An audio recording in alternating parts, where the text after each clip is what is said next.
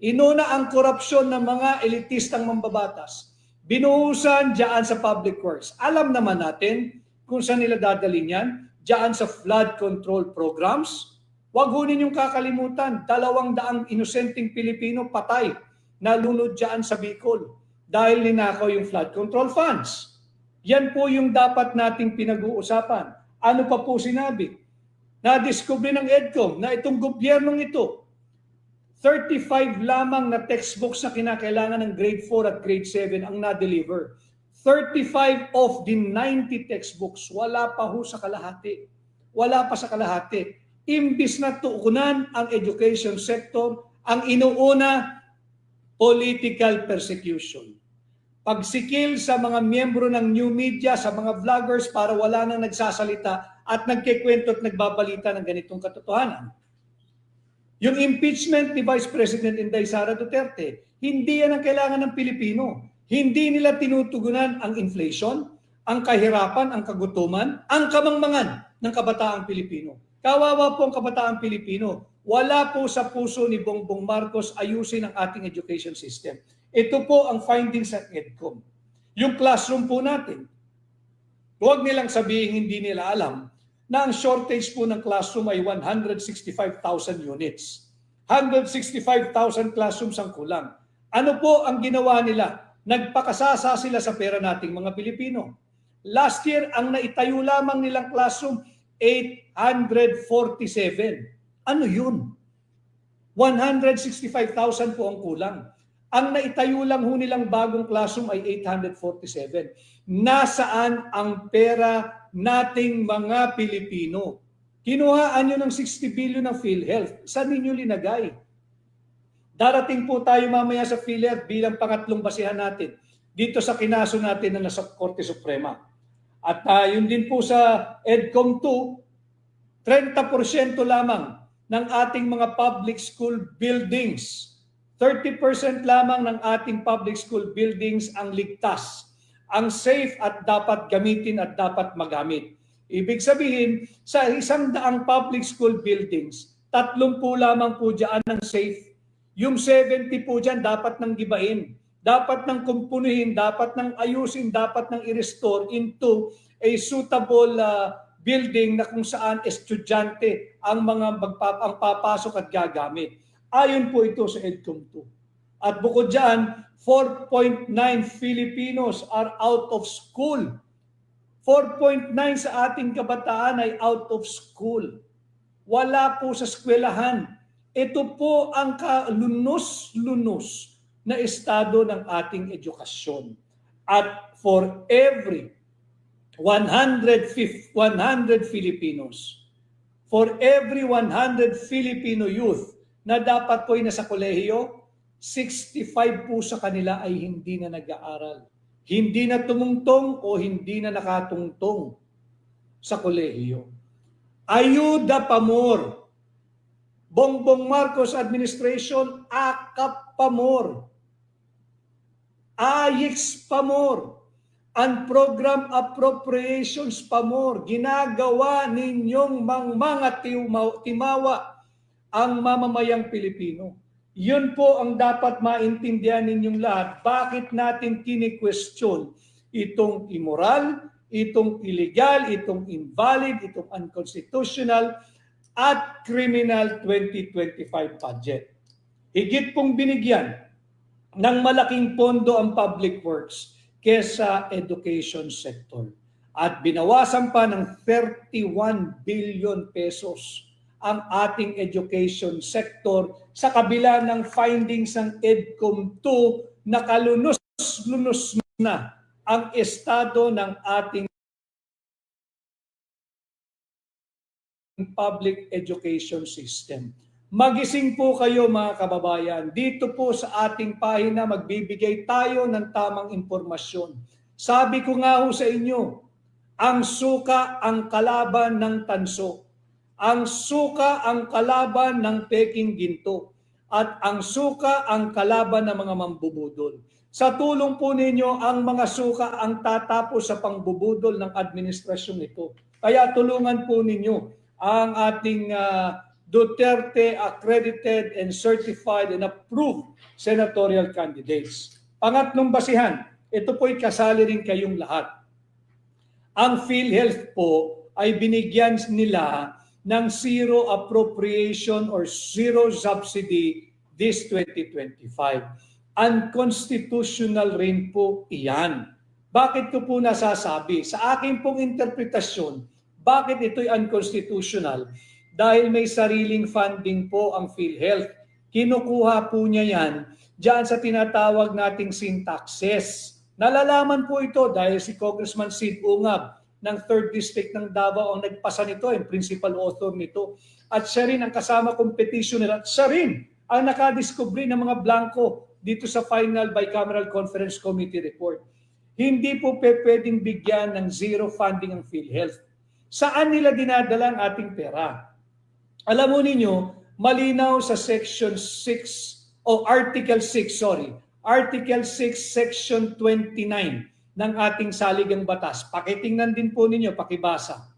Na lahat po ng pera, all money collected on tax levied for special purpose shall be treated as a special fund to be used for such special purpose only. Yung sa sin tax, special fund po iyan eh. Special purpose po iyan eh. Pondohan yung ating Universal Healthcare Law, yung RA 11223, kung saan nakapalubad bahagi din ang PhilHealth. Dapat po 80% na nakukolekta dyan, pampondo rito. Eh bakit mo binigyang zero funding or zero subsidy ang PhilHealth? Tapos, lahat ng mga manggagawa sa pribadong sektor, patuloy po kayong kinokolektahan ng inyong mandatory monthly contribution sa PhilHealth. Lugi po kayo. Tama po si Pangulong Duterte, yung gumalaw ng perang ito, criminal po iyon, malversation po iyon, estafa po iyon. Bakit? Private money po yun eh. Dapat may counterpart ang gobyerno. Ibig sabihin, kayo na gumigising ng madaling araw para sumuong sa traffic, kayo pa magsasubsidize o babalikat sa gagastusin ng mga iba nating kawawang kababayan na walang panghulog. Yung panghulog po nila dapat sagot ng gobyerno eh. Pero kinuha pa rin ng Bongbong Marcos administration. Ito ho yung mga issues na dapat nating pinag-uusapan ngayong midterm election. Huwag po tayo magpapalansi.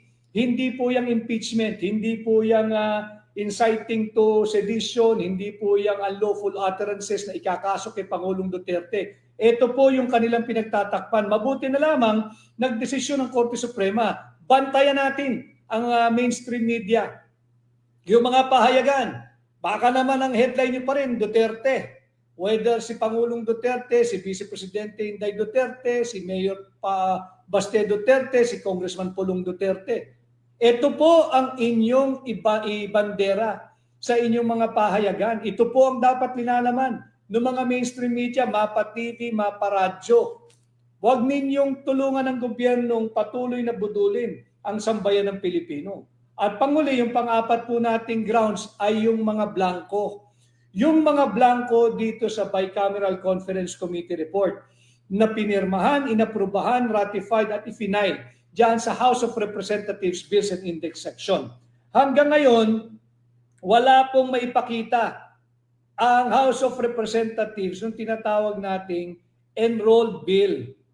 Yung nagsasabi na kaya niya gustong kasuhan si Pangulong Duterte dahil daw siya'y patriot at patriotic duty niya, ito ang iyong imbestigahan at kasuhan. Hanapin mo kung kaninong makakating kamay ang naglagay ng halaga diyan sa mga blanco sa final ratified, approved, and filed bicameral conference committee report.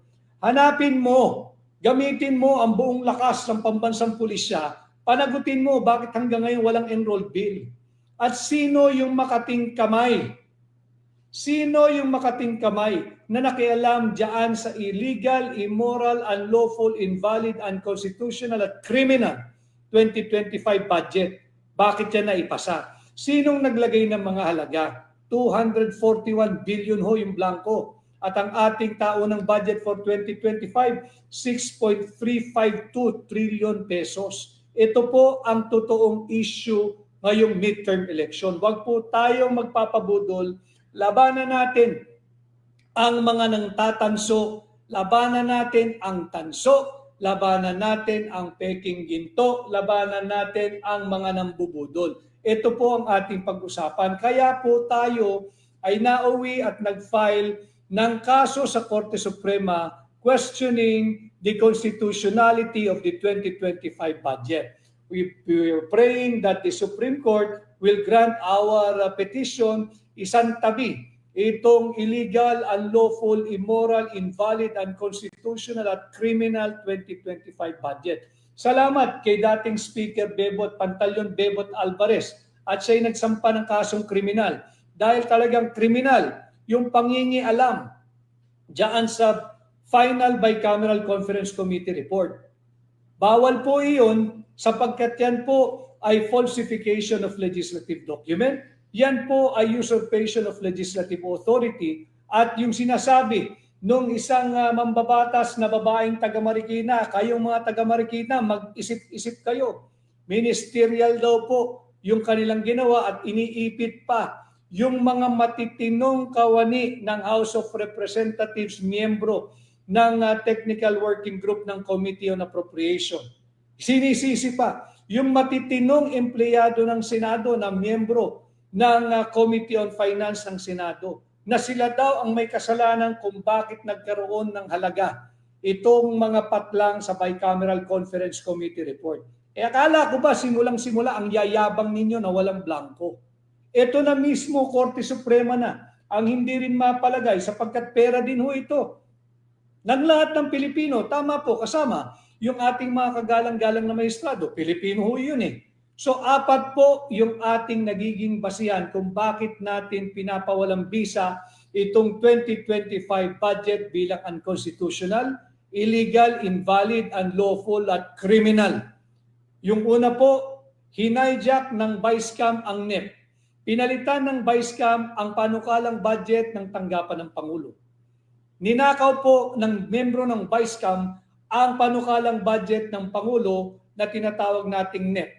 Pangalawa, higit pong malaki ang ibinigay nilang budget sa public works kumpara sa education sector. Unconstitutional po yan, malinaw. Malinaw na malinaw sa pagkasisilipin lang naman po ang Article 14, Section 5 ng ating saligang batas. Malinaw po dyan na ang education sector ang dapat bigyan ng pinakamataas na prioridad pagdating sa budget allocation. Education sector, hindi public works. Pangatlo, zero budget po yung PhilHealth. Constitutional grounds and constitutional basis, Article 6, Section 29. Pakicheck po ninyo yung Article 6, Section 29 na nagsasabing all money collected on tax levied for special purpose shall be treated as a special fund to be used for that specific special purpose only. And finally, yun nga pong nadiskubre ng aking kaibigan at kasamang petitioner sa kasong ito, si Congressman Sid Ungab ng 3rd District ng Davao, na mga blanco dito sa final approved, ratified, signed, and filed Bicameral Conference Committee Report 628 items ang blanco, nagkakahalagang higit kumulang 241 billion pesos. Ito po ang ating ibinalita sa inyo. Kanina po nag-live na tayo, subalit ang dami pong tumatawag, humihingi ng update, kaya minarapat ko na diretsyo na hong makipag-ugnayan muli sa inyo. And again, naitahi ko na po kanina, bukas pa dapat natin pag-uusapan, hindi pa rin ho kompleto yung aking mga pagre-research dito. Pero makikita nyo yung kalunos-lunos na estado ng ating education sector. Nabalita ko po sa inyo, subalit sa kabila niyan, wala pong pakundangan ng Marcos administration. Binawasan pa rin ng 31 billion pesos ang education sector. Inuna yung ayuda, inuna na yung AYIX, inuna yung AKAP. Ginagawang mangmang at timawa ang bawat Pilipino. Eleksyon na naman, gagamitin nila yung pera natin imbis na pabutihin ang estado, ang kalunos-lunos na estado ng ating edukasyon, mamumudmud po sila sa inyo ng AKAP at ng AYIX. Huwag po kayong matuwa sapagkat ang kapalit po niyan yung edukasyon ng inyong mga anak. Yung edukasyon ng ating mga kabataan, hindi po prioridad ng Bongbong Marcos administration ng kabataan. Hindi po prioridad ng Bongbong Marcos administration ang kapakanan ng kabataang Pilipino.